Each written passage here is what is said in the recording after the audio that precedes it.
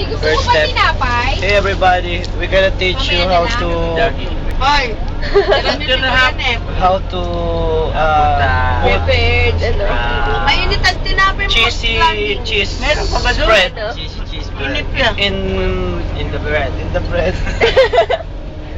First step, you're gonna open the bread. Napakaganda ng bata na to. Yan ang gusto ko sa'yo eh. Delicate, no? Magnolia cheese. Ano ba? Cheese Photogenic spread ka pa. cheddar.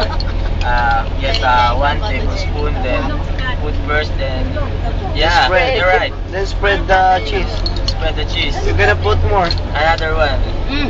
So it So drop it, then for the better another taste. spread for the better taste. You just show it to the camera. When you're in America, we use Paano ba yung sulit mo? cheddar cheese spread. Grasya. You show it to the camera. So This one, they this one. can buy this in a department store. Yes, but it's only 6 pesos fee. When you Yes, yes, I think it's menu. it's new. It's not new, But but when you buy and sell,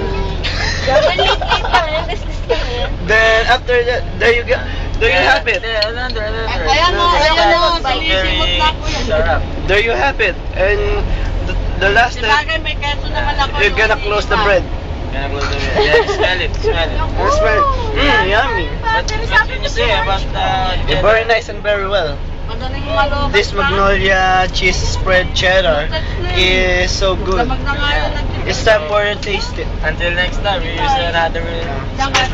You taste your bread too. Oo, ang takit It mo. smells good.